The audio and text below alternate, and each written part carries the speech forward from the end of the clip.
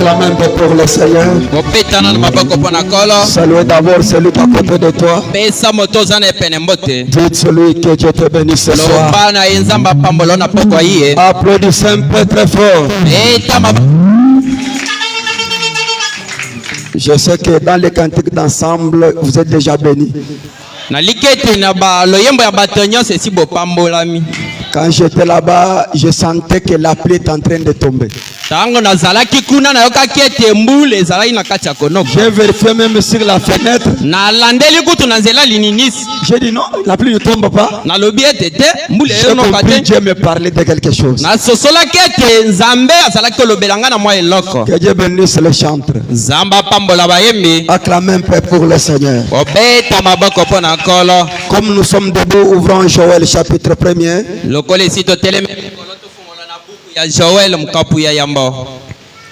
Allons directement au verset 4.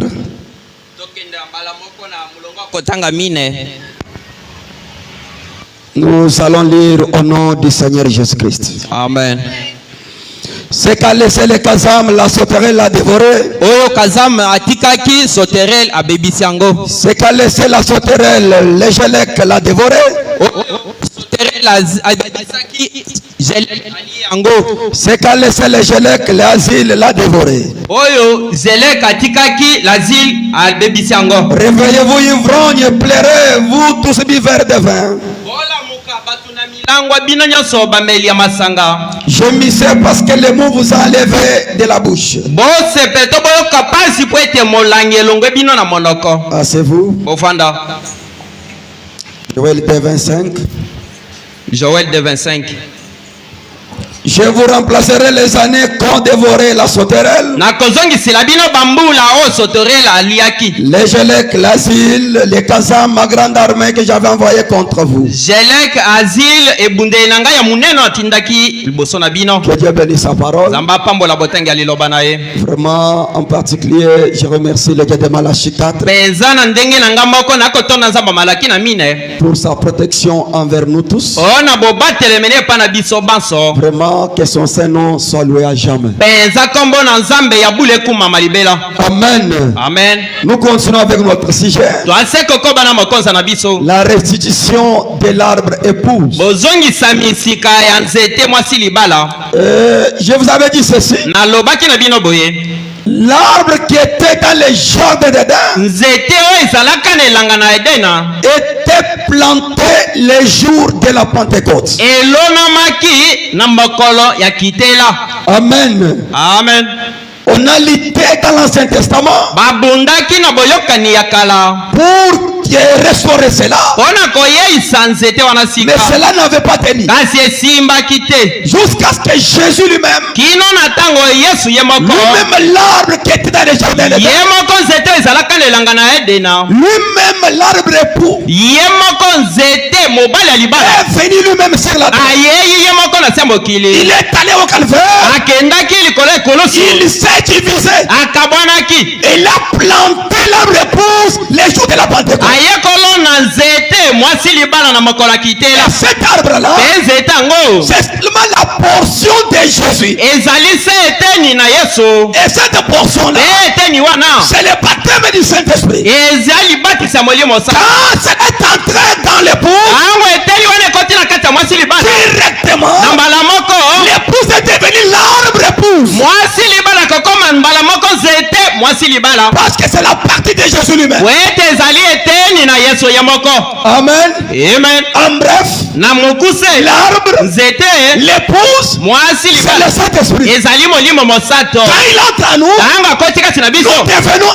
Nous devenons l'arbre épouse. Et quand Dieu avait planté ça à la Pentecôte, l'autorité qu'avait perdu Adam était retournée chez les apôtres. La communion fraternelle qui était perdue au début. Parce que chaque soir, Dieu descendait. Il causait avec Adam. Qu'est-ce que tu as mangé? Qu'est-ce que tu as fait? Non, j'ai mangé le lion. Qu'est-ce que tu as fait le matin? Il y avait la communion fraternelle. Mais quand l'homme a péché, Mais les jours de la Pentecôte, quand l'esprit est retourné, la communion qui était perdue était retournée. C'est pourquoi Dieu pouvait descendre dans tes visions, dans tes prophéties, parler avec l'homme. L'homme pose des questions. C'est là la même communion qui était perdue là-bas. Cela a commencé depuis Pentecôte. Pourquoi j'existe cela? Parce que beaucoup de gens savent que la restauration c'est seulement aujourd'hui vers les soirs. L'arbre a commencé depuis Pentecôte. On a commencé à reconstruire Ève. C'est avec les apôtres là-bas. La vie des apôtres était vraiment extraordinaire. Ils avaient l'autorité. Ils étaient des gouverneurs de la terre. Pourquoi? Parce que l'autorité était retournée dans l'homme. Dieu était retourné dans l'homme. C'est pourquoi Dieu dans l'homme commence à conduire, commence à faire des choses, guérir les malades, chasser les démons.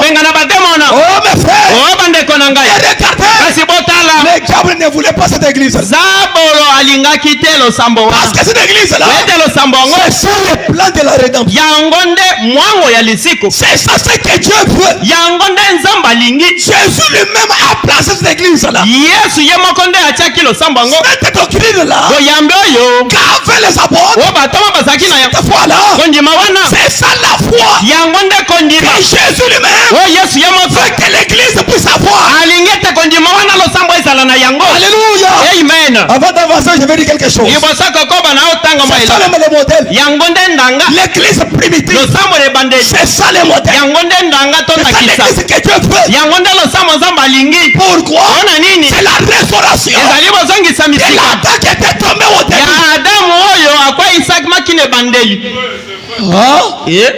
Vous êtes avec moi? Alléluia. Amen. Écoutez ce que dit William Branham.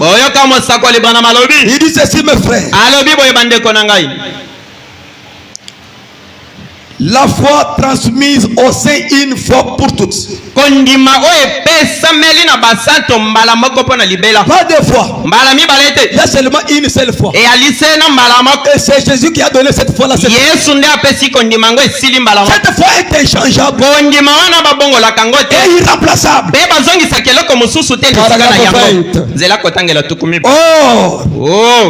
Or. Si vous êtes né de nouveau, vous êtes un enfant de Dieu. Et maintenant, remarquez ceci. Chacun de nous voudra dire qu'il s'agissait de son église. C'est nous qui sommes dans la vérité.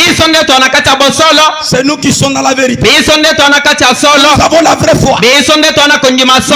C'est moi qui ai la vraie foi. Les catholiques, c'est nous qui avons la vraie foi. Les adventistes, c'est nous qui avons la vraie foi. Nous appeignons. Dieu est ici. La foi est ici. Mais réellement, c'est l'église qui a la vérité. Là où on peut mener nos femmes et des enfants. Là où on peut avoir la vie éternelle. Branham dit, écoutez mes frères, l'église dira non chez nous. C'est notre église qui combat pour la foi. Si ce soir je vais dans une église catholique, ils diront c'est nous qui sommes certainement l'église mère. Notre église est celle qui a la foi, qui fut transmise au sein une fois.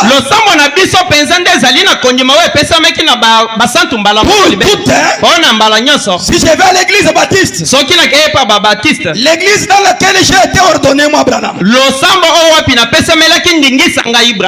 diront, bien sûr, c'est nous qui sommes des docteurs fondamentalistes. C'est absolument nous qui avons la foi apostolique. Si jamais chez les méthodistes, l'église de ma mère, ils diront c'est certainement nous qui sommes l'église apostolique. Et Et c'est nous qui avons la foi qui a été transmise au conseil une fois pour toutes. Dans toute l'église, ils diront comme ça. Chacun voudra dire qu'il s'agit de son église. Maintenant, Jude nous avait dit de combattre pour la foi. Non pas une fois, mais la foi qui a été transmise au sein une fois pour toutes. Il n'y a qu'une seule façon raisonnable de faire. C'est de retourner carrément dans le passé pour voir ces gens-là, Jude, Paul, Pierre, ces gens-là avec quelle foi? Quand tu verras la foi qui était au début, il va comparer avec votre église. Voilà là où il y a la foi. Il a été transmise une seule fois pour toutes. Il y avait l'autorité suprême. Il y avait la communion. Dieu descendait au moyen de l'eau. Il tournait avec ses enfants. Il veut quoi mon serviteur? Il veut quoi? Il demande quoi? Il veut quoi? C'est le retour. Est-ce que vous êtes avec moi? Branham dit retourner seulement au passé. Voyez d'abord ces gens-là. Ils savaient quelle foi. Alors, il saura là où il y a la vraie église.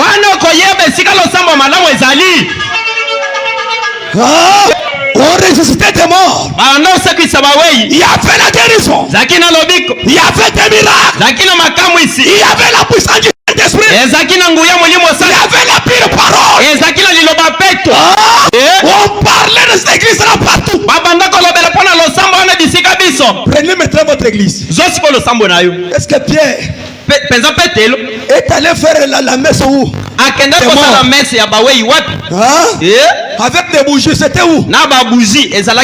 Alléluia. Amen. Mais là-bas, il y avait les dons. Mais chez toi, il n'y a pas les dons. Il y a quelle foi? Alléluia. Amen. Vous êtes avec moi? Acclamez un peu pour le Seigneur. Cette doctrine ici est inchangeable. La doctrine est biblique. Si nous voulons voir la doctrine, ça se trouve dans la Bible. Les gens se trompent. Quand notre Branham nous dit, chaque église doit avoir sa doctrine. Ils veulent mettre chaque personne à l'aise. Mais la doctrine était dans le passé. C'est là où on avait placé par Jésus la vraie doctrine. Je suis fier ce soir. Parce que cette doctrine-là est ici au Péniel. Oui, je le crois. Je suis sincère. C'est pourquoi nous sommes dans son plan. Alléluia. Amen. Alléluia. Amen. Branham dit ceci. Retournons seulement au passé pour voir quel genre de foi qu'ils avaient. Alors une fois que nous aurons trouvé les genres de foi qu'ils avaient, combattez maintenant pour que cette foi-là revienne dans votre église. L'autorité qu'ils avaient, il faut que ça retourne dans l'église. C'était qui était la fondation. Oh, lisons encore quelque chose. Question-réponse numéro 1. Prêché en 1964. Après le saut. Paragraphe 94.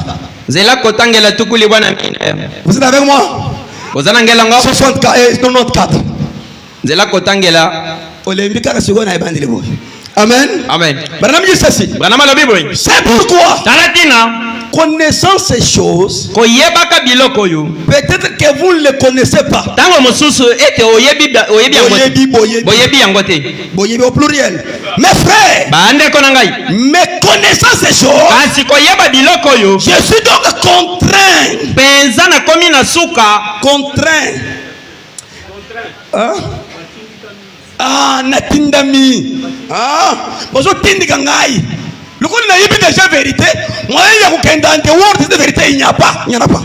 Je suis contraint toujours à faire ce que dit la parole. Bazo tindika na makasi. Amen. Amen. Branham dit ceci. Branham alobi boye. Dit ceci. Alobi boye. Je suis donc contraint. Et c'est mon devoir envers Dieu de poursuivre les plans du premier fondement. Car nul ne peut poser autre fondement. Amen. Dites amen. Je suis contraint de suivre les plans qui étaient déjà placés au début. Il n'y a pas moyen de changer ça. Oh? L'église primitive. C'est ça le plan de la rédemption. Les actes des apôtres là.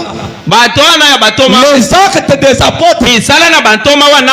C'est ça le plan de la rédemption. C'est ça le plan. Même les autres révèlent les actes des apôtres. Rejeter les actes des apôtres. Rejeter le plan de la rédemption. Est-ce que vous êtes là? Je vous dis vrai. C'est ça le message de l'air. C'est pas ce que vous pensez là. C'est le retour au plan éternel de Dieu. Alléluia. Amen. Ah. Branham dit de poursuivre les plans du premier fondement. Ah. Car nul ne peut poser autre fondement. Si ce n'est celui qui a déjà été posé. C'est-à-dire celui des apôtres et des prophètes. Les prophètes l'ont prédit. Et les apôtres l'ont exécuté. Nous sommes censés continuer et à exécuter jusqu'à ce que les bâtiments soient achevés. Mais là-bas, vous n'avez pas adoré William Branham. Vous avez adoré Jésus. Et toi, tu adores Branham avec le fondement. Disqualifié. Là-bas, il n'y avait pas Chimbangu. Mais comment tu l'adores? Disqualifié. Est-ce que vous êtes avec moi? Retour. C'est ça même le message. C'est retour à la foi des apôtres. C'est ça ce que nous sommes ce soir. C'est ça l'église que Dieu fait. Mais regardez les démons qui avaient tué Jésus. Ils savaient que c'est terminé. Mais ils voulaient qu'on commence à augmenter plus que même Jésus. Ils se sont encore dû d'aller encore tuer cette église. Allons encore tuer cette église. Est-ce que vous êtes avec moi? Alléluia. Amen. Et pourtant, Joël avait déjà vu. C'est quoi? Il faut qu'il y ait des prophètes.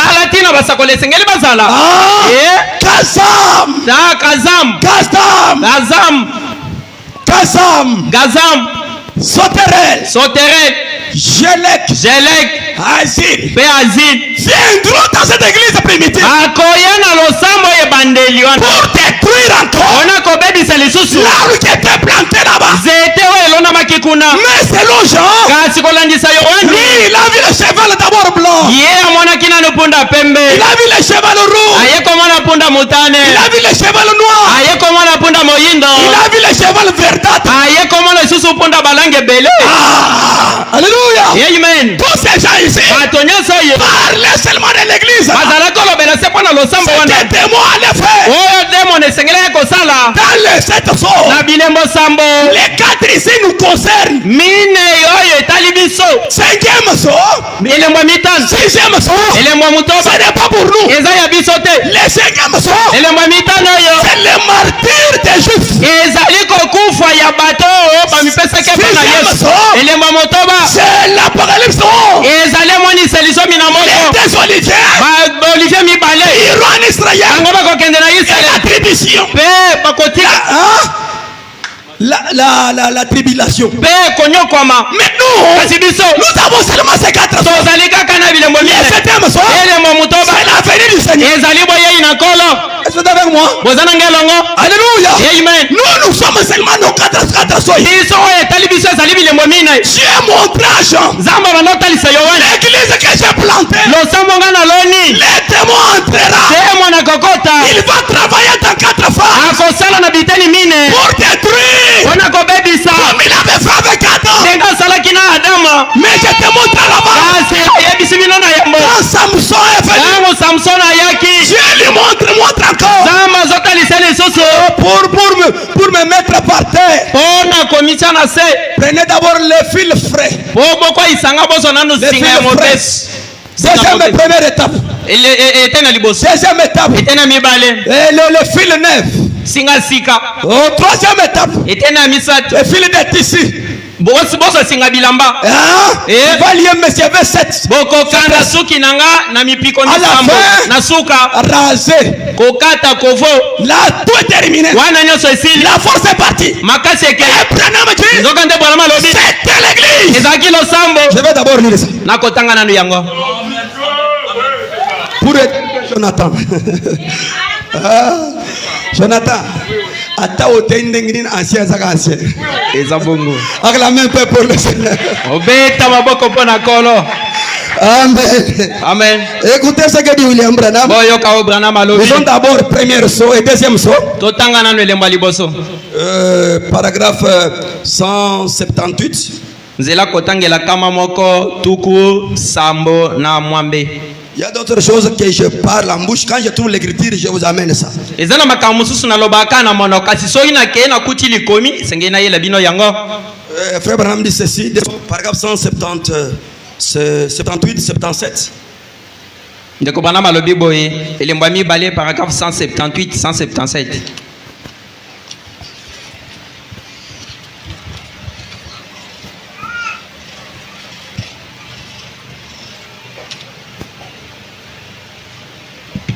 Amen. Amen. 177.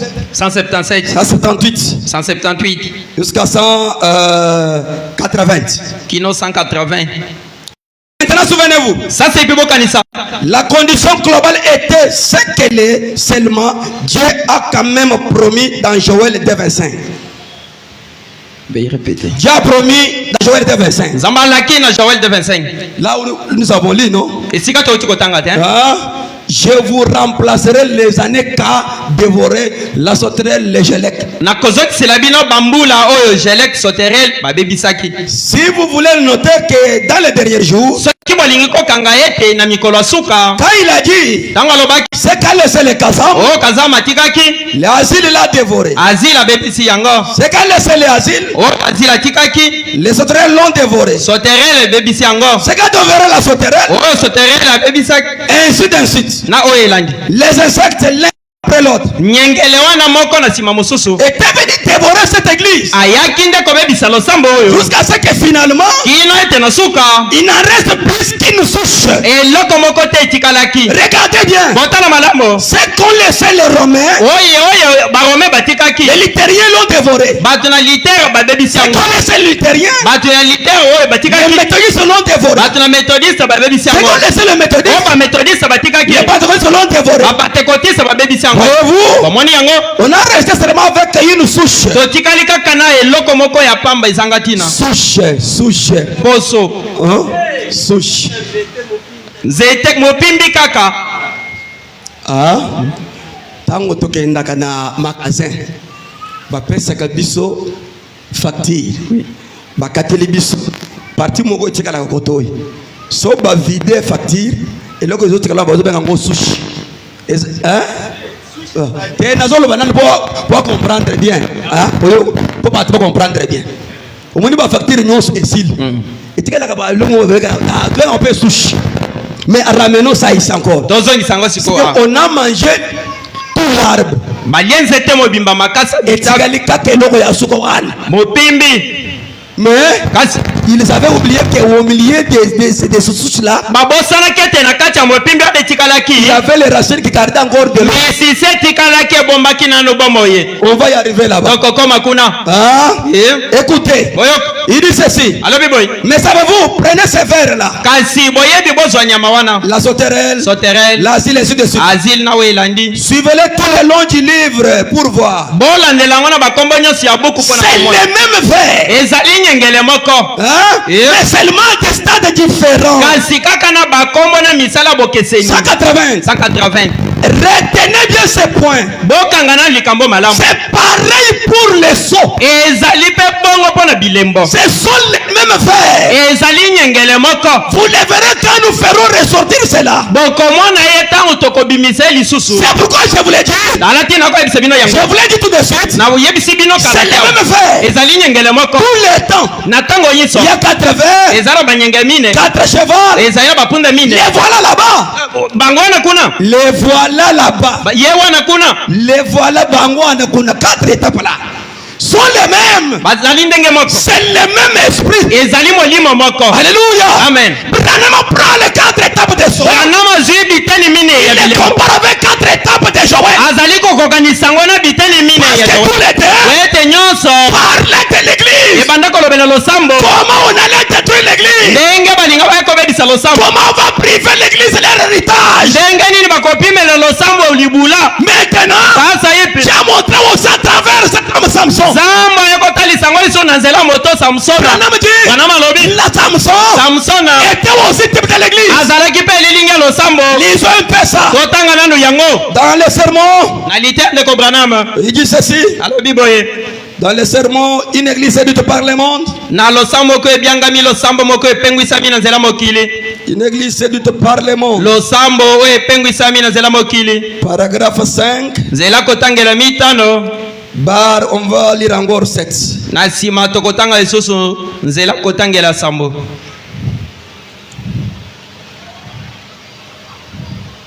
Dis, ton appareil ici commence à me tourmenter. Tu as trouvé ça? Enlève d'abord le mot d'avion. Une église est dite par le monde. Prêchez le 28-6-1959. Paragraphe 5. Branham dit ceci.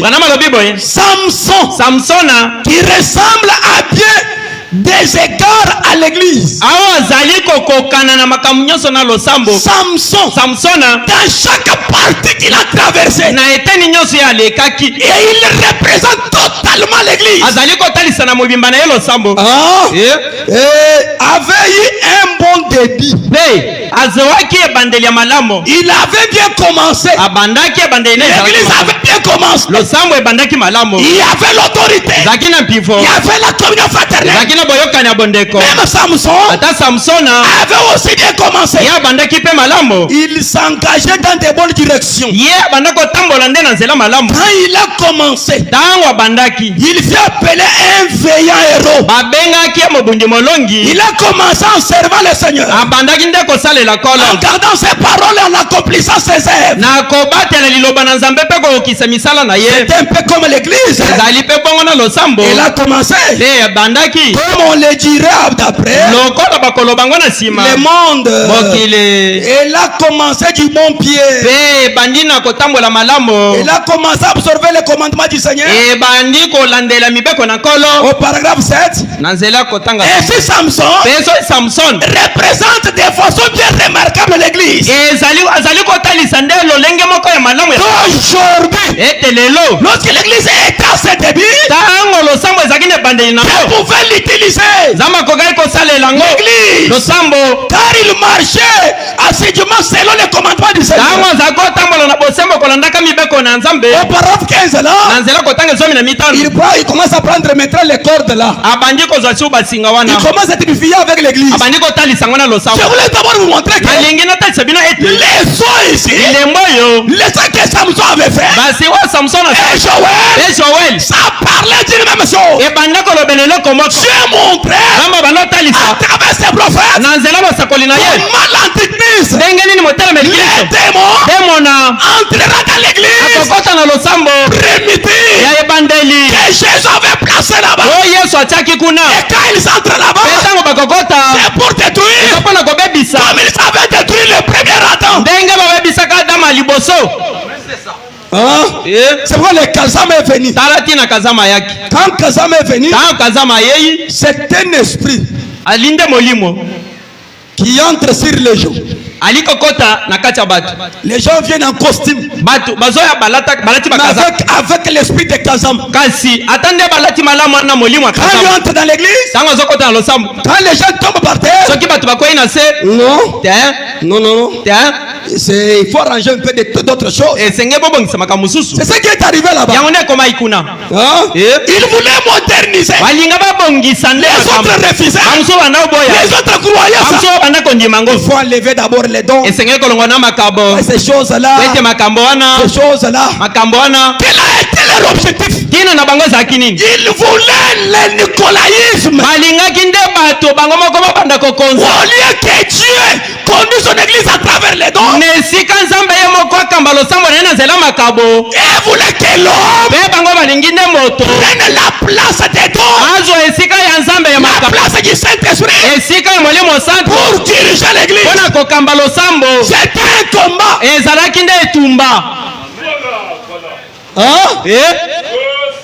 C'est le premier saut. C'était pour tuer les dons. La démonstration du Saint-Esprit. Le Kazam. C'est la même chose. Est-ce que vous êtes avec moi? Nous ne voulons pas les dons. Il y a les dignitaires qui viennent dans notre église. Ils vont nous fuir. C'était un combat. On lâche tellement l'esprit comme ça. Jusque-là, il n'y avait pas la doctrine. On parlait seulement. On était pour enlever. Mais cette fois-ci-là, c'était pas facile. Pourquoi? Quand on avait eu l'Apocalypse, quand Dieu a ouvert le premier saut, l'un des quatre êtres vivants, avec la tête d'un lion, Branham dit, quand les démons étaient venus là-bas, Dieu a lancé aussi sa puissance sous forme d'un lion pour combattre ces choses-là. Pourquoi? Pour réussir. C'était difficile. C'était un combat. Mais néanmoins, le diable était déterminé pour raser Samson. Le diable était déterminé pour raser l'adoration.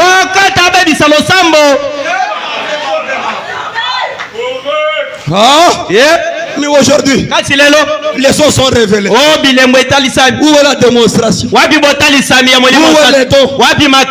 Kazama la chair.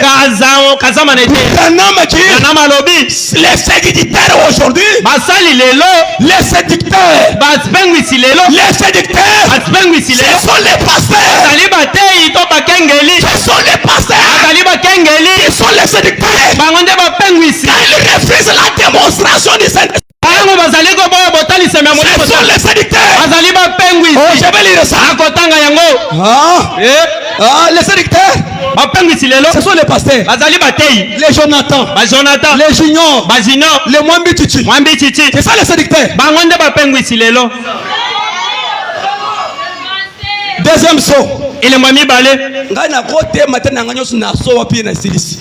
Tout est dans ce projet. Mon frère, c'est avant les sauts, mais j'ai lu dans les sauts. Deuxième saut. Paragraphe 106. Écoutez ce que dit William Branham. Commençons par 105, 106. Il a dit, ça c'est Timothée.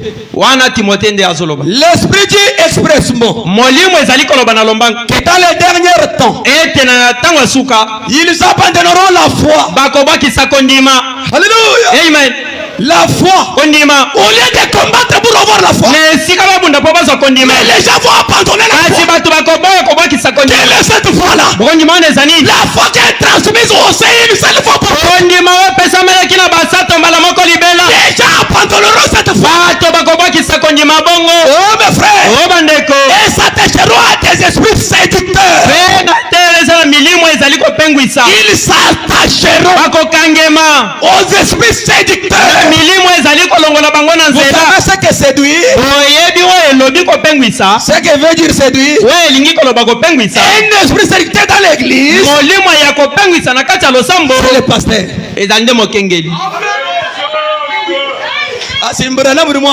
Ali Branham on est zoloba. Bon même ou ben ngato mo abe ne boss na kutabana. Po sokinga amo kenge na boyi makabo bino nyoso bokundi mabo. C'est nga kunu séduire boss. Elingi ko loba na pengi si bino nyoso. Nga kunu mine héritage we. Na pimeli bino libula na bino. Pinya yo malo ko ata. Sasa ipisa bosi makabo. Nga kunyeme na mwakeleze miko. Obandiko kimela na balosambo mosuso. Je vais lui étouffer. Pe na kangia zo kisibino mulunge. Qui vous a séduit? Nana pengi si bino. C'est moi le pasteur. Ezalinga mo kengeli. L'esprit séducteur dans l'église, c'est le clergé, le pasteur qui n'est pas bien formé, qui n'est pas bien assimilé les matières. Les malheurs en est que les gens qui sortent pour aller commencer les églises ne sont pas fidèlement enseignés. Ils sont là-bas, ils commencent à faire son église, il ne sait rien. Même pour expliquer Malachika, il ne sait rien. Comment te prêches quoi? Quand il arrive là-bas, vous voyez là-bas, il y a seulement les dons. Mais qu'est-ce qu'il y a dans le premier saut? Tu crois les sauts, non? Mais dans le premier saut, qu'est-ce qu'il y était là-bas? Qu'est-ce qu'on avait tout fait là-bas? On a tout fait les dons. Mais tu as révélé la parole. Mais on devrait avoir ces choses-là pour préparer l'époux. Hein? Alléluia. Amen. Oh mes frères, écoutez, le séducteur dans l'église, c'est le pasteur. Un esprit séducteur ecclésiastique, des témoins à l'œuvre, des choses d'hypocrite dans l'église. 106. Emporté. Il n'accepte pas même qu'on lui dise voilà. Lui, il connaît tout. Non. Tu connais aussi en partie. L'autre on a réservé à Jonathan. L'autre aussi à Gignon. Malgré que je suis pasteur, il y a d'autres que Jonathan peut prêcher que je n'ai jamais compris. Je vous dis vrai, parce qu'on se complète. Quand lui prêche là, il m'enseigne aussi là où j'avais les manquements. Mais ces gens-là, ils sont emportés. Il ne peut pas t'écouter comment enflé d'abord d'orgueil. Moi je connais tout. Je commence à prêcher, ça fait beaucoup de temps. Depuis 75. Depuis 78. Cela n'est absolument rien. Un enfant de 30 ans Jésus, il expliquait les écritures plus qu'elle écrit. Être ancien, avoir le Saint-Esprit, être conduit par l'Esprit.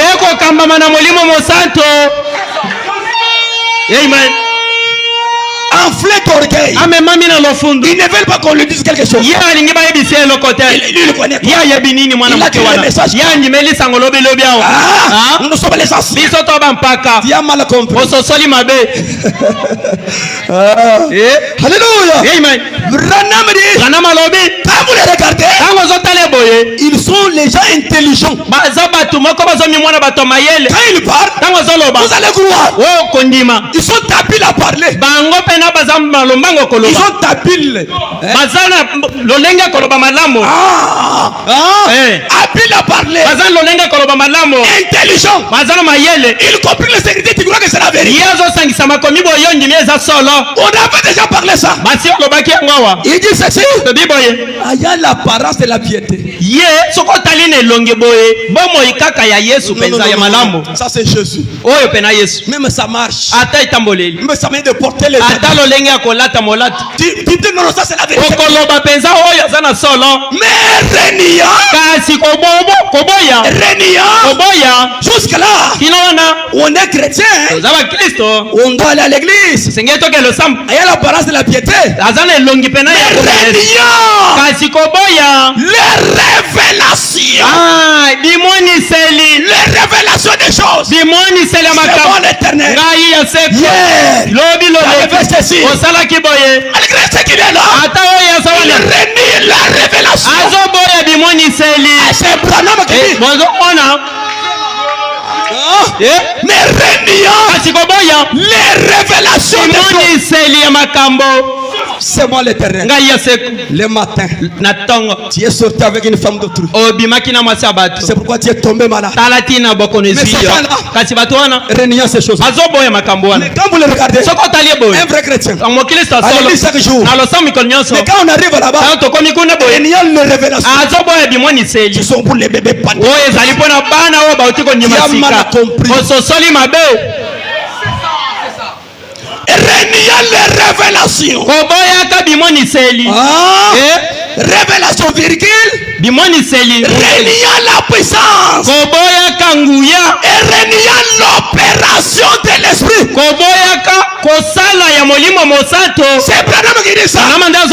Ces gens-là, les gens intelligents, habiles à parler. Quand vous les regardez, un vrai chrétien.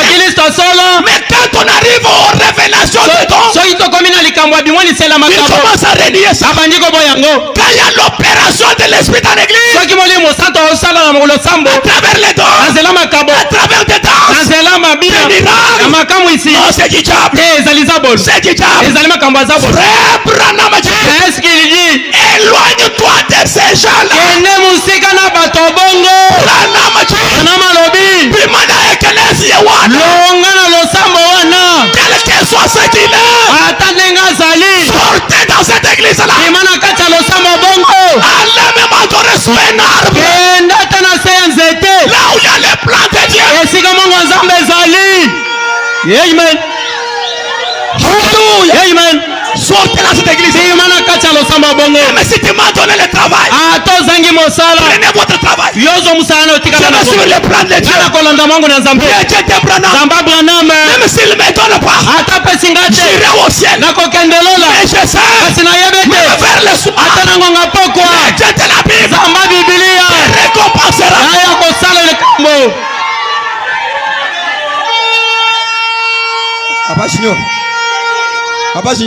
Papa Junior. Biloko eza kamweshi. Oye utika mwesha. Tanga awa, tanga. Mbamba nyimpatuka mu bantu. File micro yako. Ah? Wapi? 106. 106.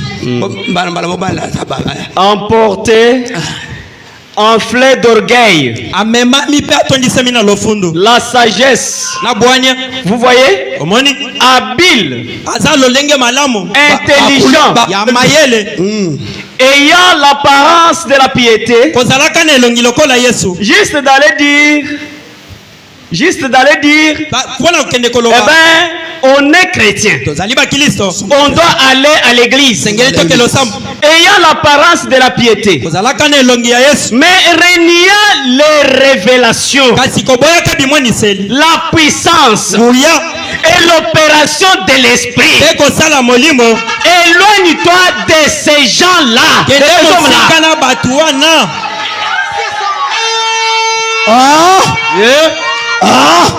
Parce que c'est ma parole de mon jour. Parce que c'est ma parole de mon jour. mokolo na ngai. Cela était dans les premiers jours. Wana ezalaki lelo ya liboso. Mais comment je peux dire cela? Ndenge nini nakobo yango? Moi je crois les dons. Je crois les sceaux. Nazonyemela bilembo. Nakoto na église. Ah, so itokoti na église boy. Nazomona stote. Ah, bilembo ezate. Ah. So mona naka. Ah, kasi se biso lembo. Nakoto mon depuis na vanda. Fomo yikalengeno. Kazamba kajika bijumueke lezi ya message. Kazama za isusu na kati ya balo sambo asango na tamu. Sédicteri tukumtoi. Opengwi sina simeba lelo. Jitaulu lenye bantobu. Yoka bwana na batobongo. Mushire boro wendao. Tikelelo sambo na ye. Simbranam muri mwamba. Ezali Branham ate mutawalo basi. Est-ce ngamwe sha? Ezali kamwe shite? Ya li Branham. Alléluia. Amen. Soza na bekesho ya kamwe sha ya kawa, ngadi ya kawa. Ce n'est pas tout le monde qui on a donné pour expliquer ça. C'est une question de quand je venais, je suis là. Moi je suis là. Je suis de Kamwesha.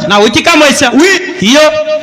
Alléluia. Amen. C'est Branham qui dit ça. Pourquoi?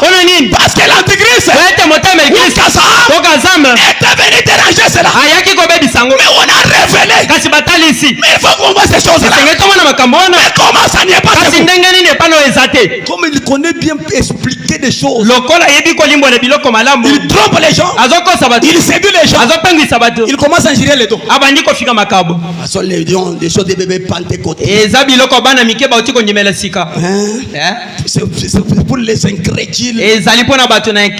Oui, virgule. Oui, virgule. Ce n'est pas seulement pour les incrédules.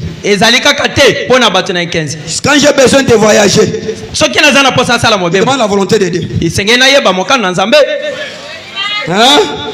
Alléluia. Amen. Pour eux, c'est seulement pour les ingrédients. Si je suis malade, on a soigné l'hôpital, il n'y a pas la solution. Je vais consulter Dieu. C'est pas pour les ingrédients seulement. Il y a beaucoup de choses. Mais comme avec leur intelligence, ils savent seulement que c'est pour les ingrédients. C'est la parole. Mais c'est quoi? C'est pas la parole. Les dons étaient dans les premiers jours. Notre parole, c'est la révélation de cette chose. Vous êtes trouvé les dons. C'était dans le premier soir. Comment tu peux rejeter ça? Papa David. Papa David. Bakosa biso ebele. C'est ça. Hein? Yeah. Oh, biloko ya bato bibongise. Nana ebisote. Nana atindi yo keteya. Bino bozwali pambo po bobanda makambo na bino zanga molimo mosato. Bozonde lipambo na tango wana. Lelo yo ya kote biso kaka liloba soki omona bato bafandi kuna bakiti. Bakokima. Awa lilobe ezali batei yango na sima nzamba koti na itando. Bato na bazonde libakuma po ete babanda ndelo sambo kaka bongo. Eta maboko pona liloba na kolo. Vous avez écouté, non? Éloignez-vous de ces gens-là. Même s'il a de l'argent, nous, c'est le plan de Dieu. Nous voulons construire selon le plan de Dieu. Quand un ingénieur vient avec les plans de la maison, il donne au maçon. Les maçons doivent respecter les normes qui est écrit là-bas. Parce que l'ingénieur a fait le plan selon l'auteur de la maison. Quand il lui donne une montre, c'est la vérité. Maintenant il donne au maçon. S'il retourne et il trouve qu'on a dérangé les plans, on va démolir et recommencer. Parce que ce n'est pas le plan que l'auteur avait accepté.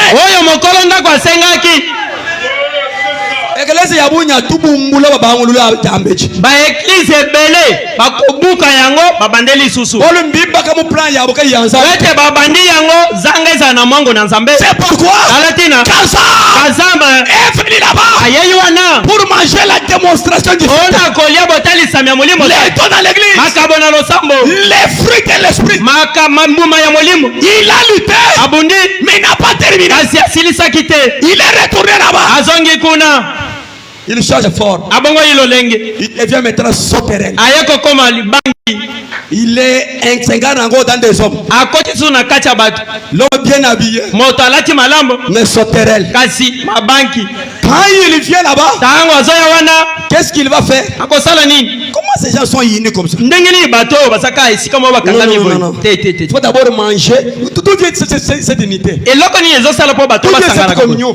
boyoka na euti wapi? C'est l'ombrage. ezali lilingi D'où vient c'est l'ombrage? bio oyo euti wapi? L'arbre, nzete les feuilles. makasi. Je mange les feuilles. awa sikoyo esengeli alia makasi. Lui, il a attaqué seulement les feuilles. ye alieka makasa. Maintenant, les gens qui étaient là-bas, sasa hivi bato bazali kuna comme la chair commence à les frapper, lokola zalaka bandaki kobeta bango il y avait maintenant la division. bango sikoyo kokabwana ezalaki. C'est pourquoi dans le deuxième soir, tala tili lelemo mibale on a ouvert. ntango bafongoli yango La Bible dit, bibili elobi on lui a donné le pouvoir apesaki makoki d'enlever la paix na kolongola kimia pour que les gens puissent s'égorger eux-mêmes. po ete bato bamikata mitu bango moko. C'était la même chose. ezalaki eloko moko Et à la fin, ena suka on lui avait donné l'épée apesaki mopanga pour diviser. mpona kokabola. C'est ce que Souterrain avait fait. yango nde sutere asalaki Il est venu diviser ayei kokabola en mangeant le feuille. na koliaka makasa. C'est le feuille ezali makasa qui nde a mené l'ombrage. yango nde ememaka pio. C'est le feuille. ezali makasa Là où les oiseaux viennent aussi se cacher, cacher leur nid. esika bandeke bazala kobomba bazala na bango Parce qu'en dehors, on peut ramasser ça. po ete libanda bakozwa bazala ya bandeke. C'est comme ça avec l'église primitive. ezali bongo na losambo Tous ebandeli ceux qui croyaient soko ndimaki et tous ceux qui croyaient, baye nyonso bando ndima ils étaient ensemble bazalaki elongo dans le même lieu, na esika moko dans la communion na fraternelle. boyokani ya bondeko. Pourquoi? mpona nini? Il y avait le feu makasi qui ezalaki donnait l'ombrage. ebanda kopesa pio. Ils vendaient leurs biens babanda koteka biloko na bango sans distinction. zanga kotala oyo azaki nganji oyo azaki Ils nganji. amenaient les choses. azoya na mbongo na biloko Junior n'a pas les habits. zinyor aza na bilamba te On lui donnait aussi. abanda kopesa ye Il pe voulait que tous les gens soient bien. alingaki ete bato nyonso bazala Tous malamu sont au pied d'égalité. bato nyonso bazala ndenge moko. Mais cet homme-là, démon, moto wana demona sauterelle, soterele quand il voit cette unité, ntango omoni boyombo moko il wana est venu pour détruire. ayei mpo akabola Là où les gens venaient à l'église, esika bato bando ya on ne losambo les voit pas encore. bazomona bango lisusu Il n'y te a pas encore de l'ombrage. malili eza lisusu te Il n'y a pas encore les gens à l'église. bato na losambo baza lisusu Non, te c'est le soleil qui est là. oyo eza wana La sauterelle a déjà mangé le feu. soterele aseli makasa Les frères makasa amènent la communion. ememaka bomoko. Je vous avais dit le dimanche. ayebisaki yenga boye bino Quand on faisait Bouyanda au vélo, ntango tobanda kotindika velo j'allais acheter les arachides na banda okende osomba banguba à Louise. na luiza. En revenant, na kozonga on profitait là où il y avait des vrais arbres pour se refroidir quand même. tobanda koluka esika banzete to nzete ya malamu ezalaki po ete tozwa mwa pio. Quand on arrive là-bas, soki tokomi kuna on trouve déjà d'autres qui sont déjà là. tokokuta bato mosusu esi baza wana Même les passagers se reposent aussi là. ata baleki nzela baopema mpe wana. On peut se retrouver avec les gens qui sont venus de Canaan, tokokutana mpe na bato bautaki kananga qui sont venus de Lulua, bamosusu bauti luluwa na ngambo ya Lulua na kuna. ngambo ya luluwa. Les autres sont venus de Mwenedjit. bamosusu bauti mwena ditu Les autres sont venus de Tchekavu. bamosusu bauti ti. On se retrouve seulement là-bas. tokutanika kuna Ces gens préparent là. bato bazolamba kuna Celui qui manque lui-même l'huile, mosusu akozanga mafuta il demande là-bas. asengi baninga Ndeko. o ndeko na ngai Biso esili ah vraiment. biso mafuta Ah, esila ndeko zuwa. azo mafuta yango Tozala wana kati ya bitu.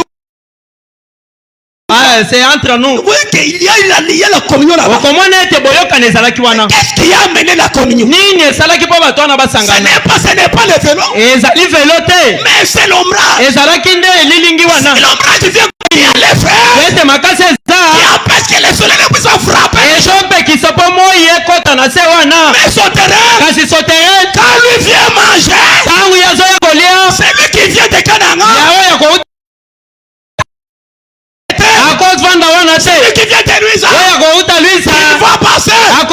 Parce que ce qui a mené la communion, les autres ont déjà dévoré ça.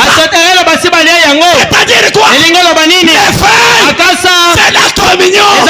Quand la sauterelle est venue, il a mangé la communion. L'église a commencé de combattre elle-même. Toi tu es de tel. Toi tu es de tel. En acte 6, il y avait des problèmes. La sauterelle faisait déjà son entrée là-bas. Acte 6, il y avait des problèmes. La sauterelle faisait son entrée là-bas. Mais les apôtres ont arrêté ça. Bon, lisons un peu ça. Est-ce que vous savez ça? Qu'en acte 6, la sauterelle faisait déjà son entrée. Acte 6. Sauterelle la bande sala boko tina. Amen. Amen. Acte 6. Misala batoma mokapuna motoba. C'est là où l'ordre a commencé. Ndesi kalime bandaki. Écoutez. Boyok. Au chapitre 6. Misala batoma mokapuna motoba. En ce temps-là, natango wana les nombres risibles augmentent. Motango ya bayeko le bakisamaki. Bandeko nangai. Mes frères, quand les gens augmentent, soki bato bakisami, il y a toujours des erreurs. Il faut seulement se supporter. Et sengelika komi ke la piko. Vous êtes avec moi? Même dans la Bible, quand les gens augmentent en nombre, il y a toujours des erreurs. Vous chantez peut-être deux. Quand vous êtes à 5, il y aura toujours des problèmes. Mais il faut garder seulement la communion. Avec les apôtres, écoutez mes frères, la Bible dit ceci. En ce temps-là, les nombres invisibles augmentent. Les hellénistes, c'est une village. C'est la tribu. Les hellénistes, le bataille, les Congolais, le bataille, ou bien, les Congolais, le bataille, les Congolais murmurèrent contre les Hébreux. Bango ba yimaki pona ba ebele. Parce que leurs veuves étaient négligées. Poete ba mama tombe baso ba kufelaki mibali ba bwaki samaki. Suite à la négligence là, nanzela ko bwaki sama wana des unités voulaient entrer. Wana kozanga koyoka nelinga yeko. Quand les gens murmurent, tango bato bazo yima il n'y a pas encore la confiance. Wana ilikeza isute. C'est-à-dire, c'est la sauterelle qui faisait déjà son entrée. Mabangi ndeza ko sala bokoti na ye. Cette tribu là, on vit que leurs veuves étaient négligées dans l'église.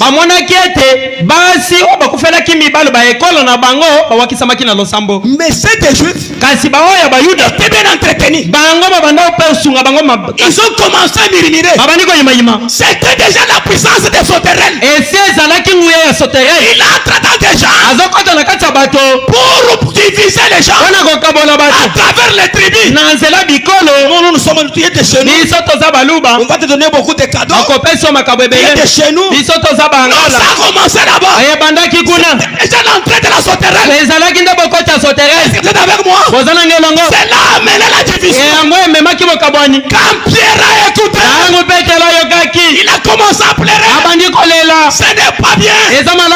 En commençant aujourd'hui, moi c'est au Cabo le biloko. Que la femme ne distribue jamais les choses. Ça a commencé là-bas. On a cherché les gens remplis du Saint-Esprit. Parce que quelqu'un qui a le Saint-Esprit ne peut pas compter les tribus. Ne peut pas regarder d'autres, rejeter d'autres. Parce que le Saint-Esprit dans un homme, c'est Dieu dans la chair. Est-ce que vous écoutez un peu ça? Est-ce que vous écoutez?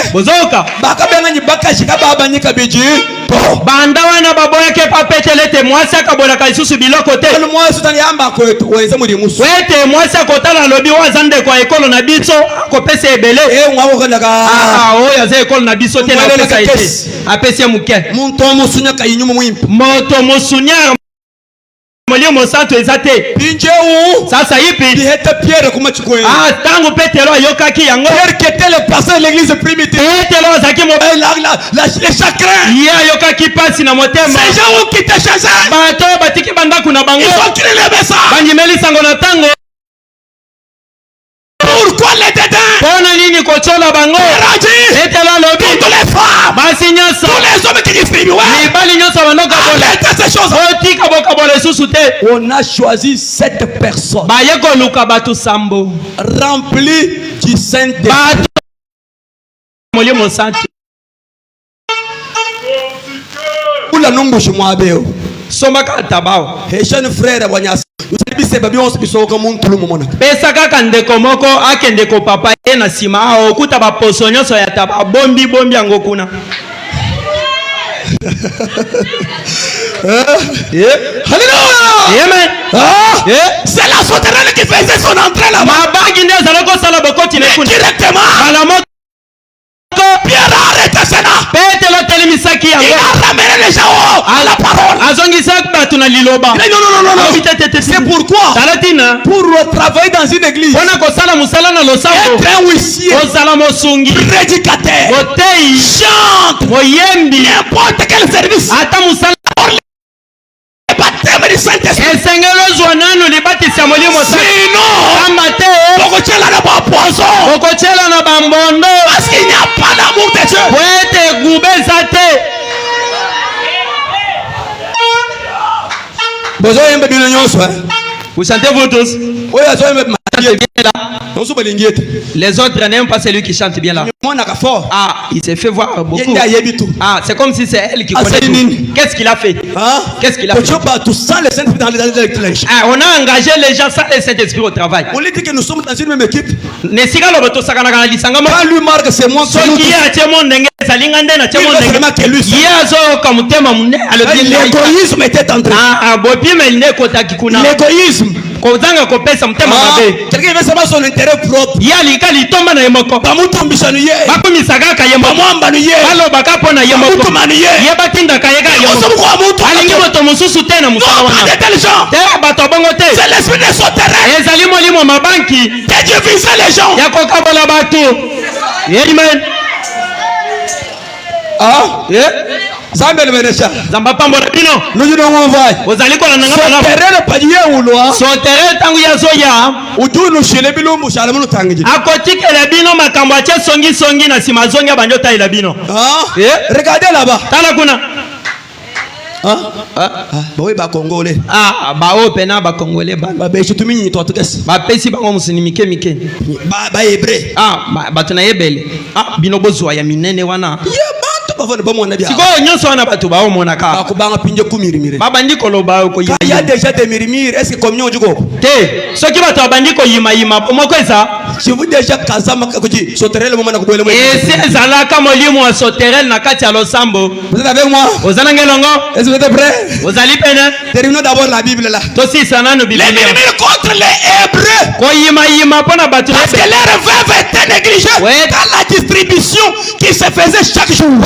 Tango bazako kabola biloko kuna basi o bakufela kimibali babwaki samaki. Basi oyo ya tribu tel frère. Basi ya ekolo mususu wana bazaki ba ebelete babwaki samaki. Les 12 convoquèrent la multitude des disciples. Ba yeko lito ba toma zomi na mibale ba bengisaki. Ils voulaient chasser avec l'esprit de sauterelle. Ba lingaki ba bengana nde molimo wana ya mabasi. Parce que l'égoïsme pouvait amener la division obligatoire. Kokabona na kati na ba la division. Kokabona ezali il n'y aura pas la réussite. Wana kolonge kozala te. Les 12 apôtres. Batoma somi na mibali. Venez. Boya batu na bikoli nyonso boya. Venez. Boya. Les gens remplis du Saint-Esprit. Bato batoni samaki na mulimo sa. Qu'est-ce qu'ils ont dit? Balobaki ni. Il dit ceci, il dit. Baloba. Il n'est pas convenable que nous laissons la parole de Dieu pour servir aux tables. To ezamala mute po ete totika makambo na nzambe to liloba na nzambe to kendo kabola biloko na mesa tumujumu etunguyishi katoni mshindu wa mpia kuisha tubangu kungeso ko tunu abanye biso etali biso eza musala na nzambe koteya tokotika ngote tobanda kotelema na mesa tokabola kabiloko bwabiro che mirimiri yimibwele mukachi mweno kasi pona kosisa koyimayima we kotina kati katiba koeza chinga kasi bayeko sani na sima il n'est pas convenable que nous fassions la parole de Dieu pour servir aux tables eza malamu te totika musala koteya poto ya kokabola biloko. C'est pourquoi frère talatina bandeko choisissez parmi vous 7 hommes bopona na kati na bino mibali sambo qui l'ont rendre un bon témoignage baye bazalina lobiko ya malamu qui sont pleins de l'Esprit Saint bato wana bazala kotondisa mana molimo santo et de sagesse pena bwanya bozoga mutu wana azala na sagesse azala na molimo mo santo azala na témoignage ya malamu kato tubilonda bitu nyonso wana biso tolandelaka yango te yango nde tonyokoma mingi. Papa, montre un esprit du monde exceptionnel. Moto tondisami na molimo santo aza moto abokeseni. Je vous dis vrai. Na yebisa bino solo. Baka jibonso baba banya kuluesi babibata. Basi nyonso bazako kabola biloko bengana bango. Bibeli ko balameko. Bazo yiba misuni, bazo bomba na sia banzungu. Zanga molimo santo. Bayani musha mobile na ngai tika ina ndakuna memela mushire bienda ndamu na longola pona mobile na ngai moyibi sans le Saint-Esprit zanga molimo santo mulumbi ndo ubangu janu chana no mbililo kwe na mobile pe omoni mwasi bayelo biloko yo tude chinchiru manyi mabudi chilu mobile aliaka eloko oya yebi esike wuti uje biko abikabi ko shama sama pasteur okole biloko mususu epeso malade ko olia kinini ndeko matama hulo okutekata os sala matame komi mabuye olia kinini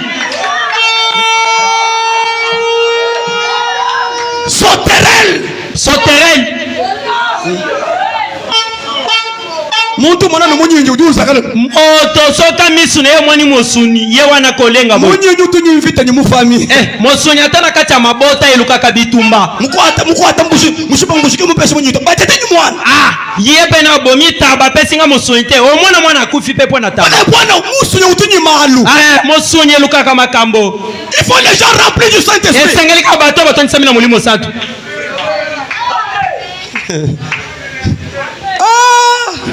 bolga munyinyi mechitu mimwa munyinyi makaya bo chana talatina mokenge na biso musunyi na iza kama makaya bu mbushi ngombe mwana muntu sakala omwana mutabani olenga boy bikele bantu nyumu babanye bintu abi na shakujishe pako ata soko zo boma il faut les gens remplis du Saint-Esprit esengeli bato batonisa mina mulimo santo bajiba paye minyi nyonso ndambu te benze jibu kubone na okomona kati misunya mike me asa liboke talaga ya ukayiteka muntulu ye wana zuya ke bomba na matiti biko bitu benze ka mbo hito mbo wanga te biko awu yenaje okomona pe nzamba lala kate mbo ye wana leki azui liboke wana misunya ke ya priver les gens opimeli bato et tu t'es privé toi-même be yo moko mipimeli vous voyez un peu de choses ozomona makambo bongo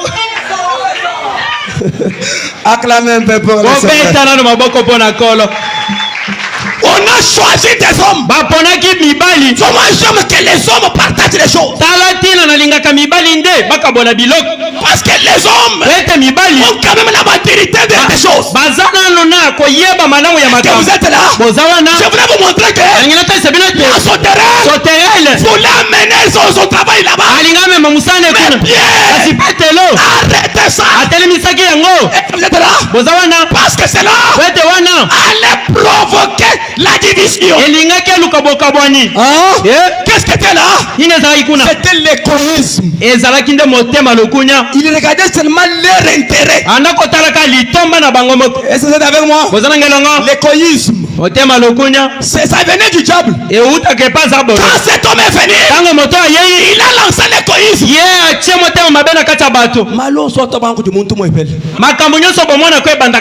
Quand on dit que les Hébreux là, il y avait quelqu'un qui avait l'esprit là.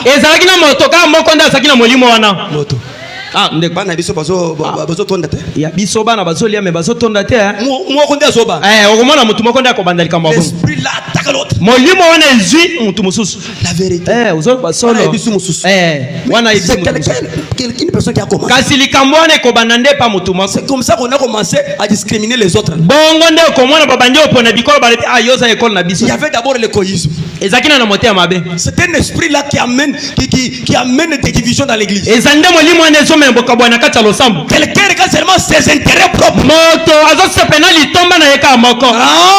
Il parle pour les autres avec les mépris. Azo bana bato mosusu na licho na kati ya maloba. Il veut seulement que lui soit. Alingi kaka za na ye moko. S'il passe. Il ne veut pas que les autres avancent, commencent à donner les messages. Alingi te bambeki mususu ba pesa masako. C'est le prédicateur. Que l'autre monte prêche. Alingi te mususu ale kate. Il veut seulement que lui soit. Alingi kaka ye moko te ya. L'égoïsme motema mabe amène la division. Cela va créer des minimis. La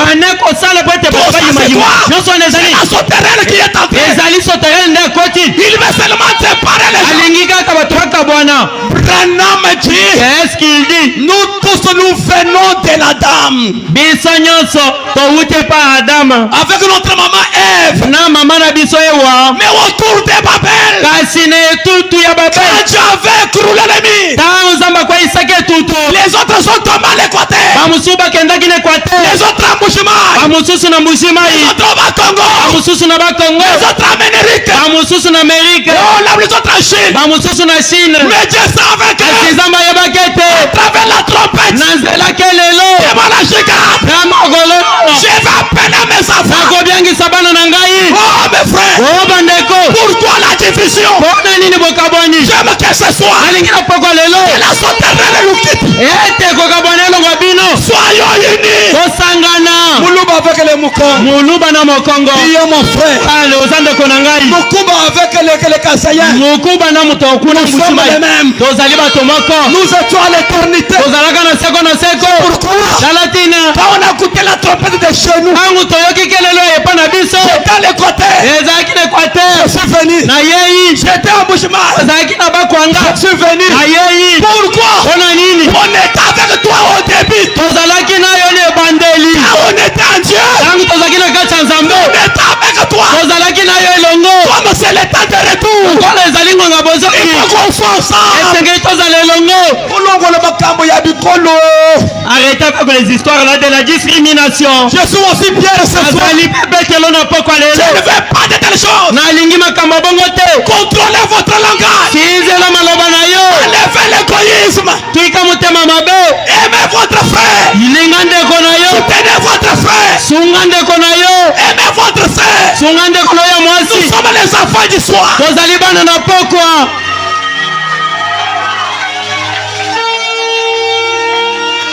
L'égoïsme.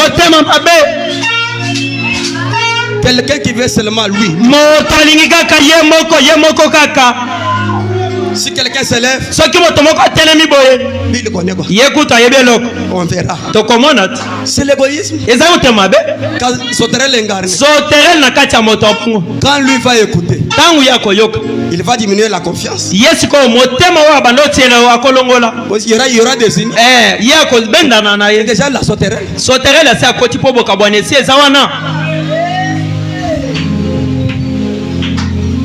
Il se reporte une bonne robe. L'autre Kayaki Mutakala. Kayaki Mutakala. Maintenant regardez. On dirait Balati Kangon Zete. Égoïsme. Qui veut que 7 € soit seulement pour toi. Sauterelle dans la chair. Sauterelle na kati ya nzoto. Quand lui va écouter, il va diminuer la confiance. Il va commencer à t'esquiver. La séparation entre. C'est le travail des sauterelles. Amen. Amen. Alléluia. Amen. Quelqu'un considère seulement ses propres intérêts. Tu engages un frère pour lui payer, c'est un problème. Quelqu'un veut seulement qu'on travaille pour lui en vain. Moto alingi basale la kaye musala ya pamba. C'est du diable. Ezali ezabolo. Il a seulement ses propres intérêts. Alingi akalitomba na moko. Mais votre frère kasi ndeko no ya mobali a aussi besoin de l'argent. azape na posa mosolo. Travaillez d'abord. Ah, salana na musala. Moi je vous dis ceci. Ngana zo dit Même s'il est votre petit frère. Ah, tazali kino ya mobali. Si vous l'engagez, payez-lui. Soki otiena musala futa ye. Oh le amen. Dites amen. Même si c'est ton fils. Ataza mwana oyo boy. Futa ye mbongo na yo. Amen.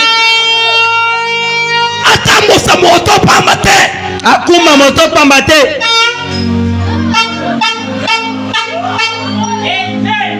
Seru kwenze le muji mukwebo wewe. Ndeko mwasi azosa elio musale pana. Kinji mu ento.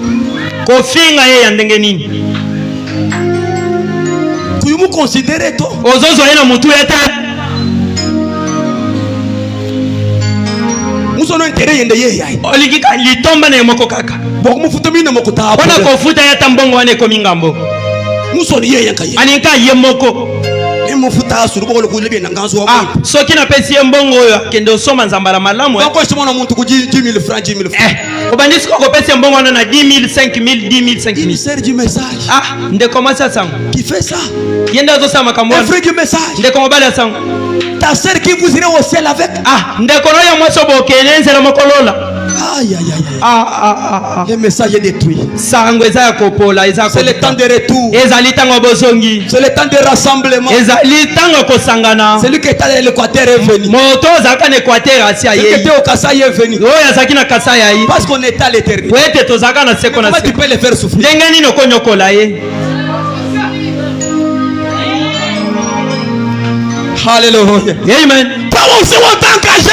Yope basio na musala. Tu commences à détruire les patrons. Obandi ko bebisa biloko mokonzi. Tu voles le farine, tu pars avec. Ozo yiba fufu zoke nango. Tu prends l'argent de la moto, tu pars avec. Ozo zombongo tukutuku bato zoke nango. Ça va diminuer la confiance. Wana ko sala prete motemo epesa ke la communion va être coupée. Wana boyo kanye ko katana. Arrêtons ces choses-là. Ototika biloko wana. Nous sommes dans le temps de retour. Tozali na tango bozongi. L'égoïsme n'est pas bon. Motema mabeza malamu te.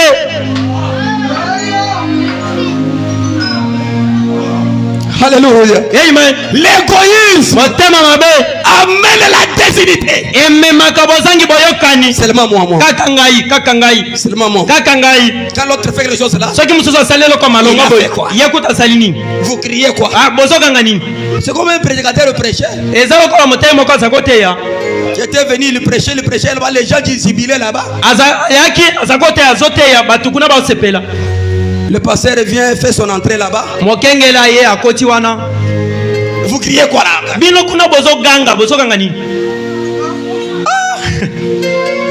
Vous criez quoi ici? Il y a des nouveaux ici. Il commence à détruire son frère. L'égoïsme. Maintenant c'est lui qui est dans le bureau là. Il va sentir comment? Il y aura encore l'unité. Sauterelle à la chair. Sauterelle même à la chair. Sauterelle ne bat les lois.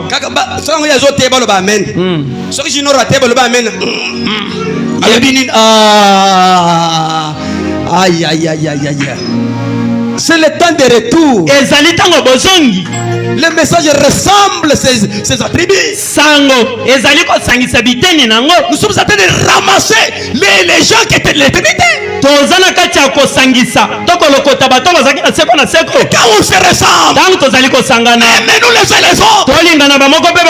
Les apôtres vendaient même leur propriété. Ils amenaient ça devant Pierre. J'aime que dimanche, chaque sœur, chaque frère, amenez les habits ici au bureau. Il est des beaux habits que nous puissions distribuer aussi aux sœurs qui amènent. Est-ce que vous êtes prêts? Des vraies choses. Oh mes frères, où est partie cette communion là?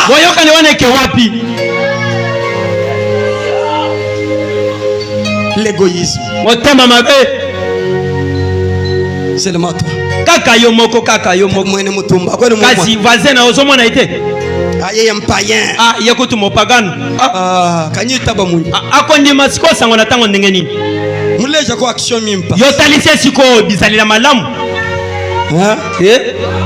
Charlotte. Ndeko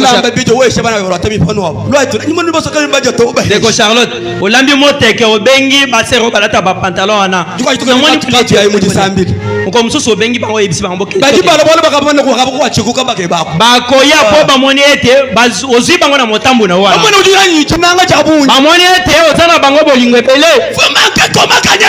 Bozozanga lolenge kanya kolonga mbilo. Vous n'avez pas la maturité de la communion. Bozana kokola ya boyokanite. Je vous dis vrai. Avance dans ces messages. Les gens envoyaient leurs fonds pour qu'on les enseigne. C'est même ça, même les femmes. Allez au message. Les femmes du message se comportent bien. Mais aujourd'hui, les femmes du message veulent ressembler au monde. Deux sœurs dans une même parcelle. C'est comme ce sont des rivales.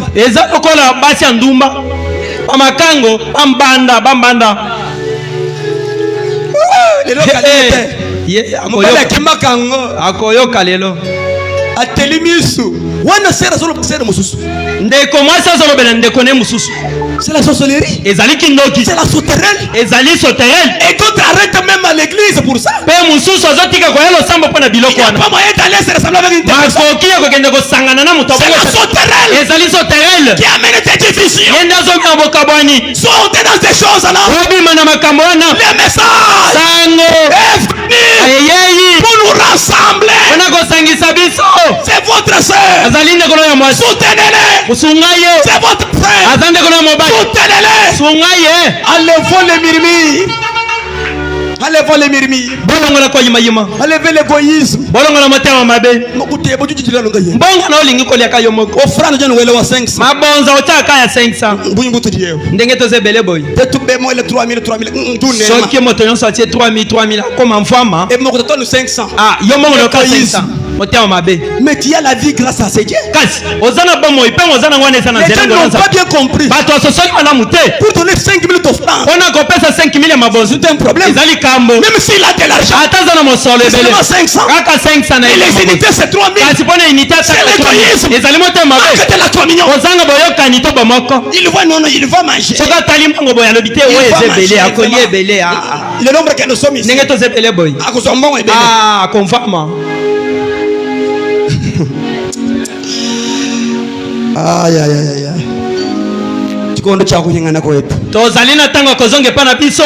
Twalekela ko tukuya dena. Tozonge pana biso na ya dena. Kwa kaji nzambi weka uyekile nyimuntu. Sika wapi nzamba zalako solola na moto.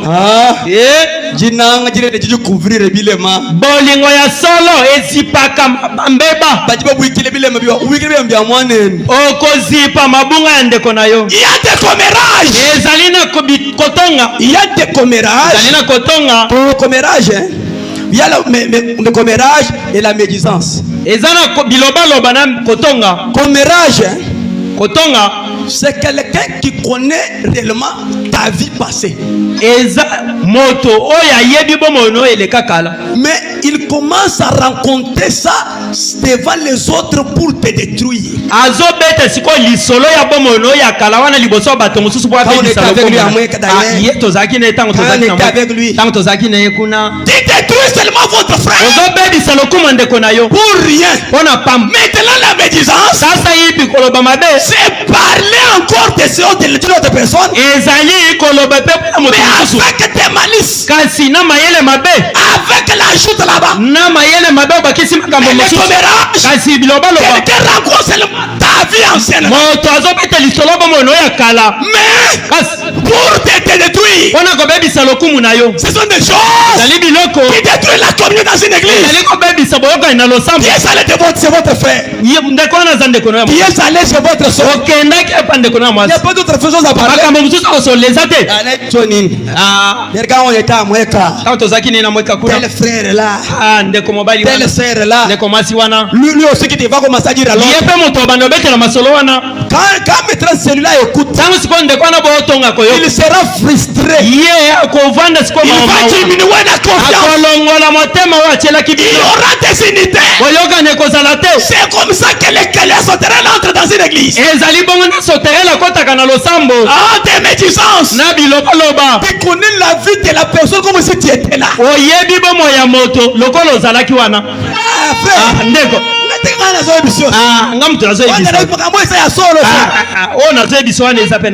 Mais Paul, il a reçu un homme qui avait fait avec l'argent d'autrui. Cet homme-là, il était un esclave. Il avait fait avec l'argent d'autrui. Il a crié le message. On lui a baptisé. Il a dit à Paul, malgré que je suis devenu chrétien, mais j'étais esclave quelque part. Je fus avec la dette de quelqu'un. Paul lui a dit, donne-moi l'adresse de la personne. Il est sur tel avenue. Il a écrit la lettre. Il a c'est moi Paul. J'ai un frère ici qui était chez toi esclave. Il avait la dette, votre dette de $100,000. Il est déjà devenu un frère. Ne lui touche pas encore même si tu le voyais. Quand moi je viendrai, je payerai pour lui. Il ne le connaissait pas. Il n'était pas de tribu de Voilà la communion. Pourquoi cet homme-là était venu sous l'ombrage. Il était venu sous l'ombrage. Il y avait les feuilles là-bas. Mais là où on a détruit les feuilles, de parlotage, de médisance, quelqu'un qui rencontre la vie d'une autre personne comme s'il était là. Non, ça ce n'est pas être chrétien. Parlez de ta part. C'est votre frère. Je me souviens, les enfants d'Israël, quand ils allaient dans leur voyage, je leur avais ordonné que chaque famille ait une bêche. Quand vous voulez tuer, quand tu voulais, tu vas seulement creuser un petit peu. Tu fais ton travail. Tu enterres. Quand je viens passer, je ne verrai pas ça. Au hasard, si quelqu'un qui est devant moi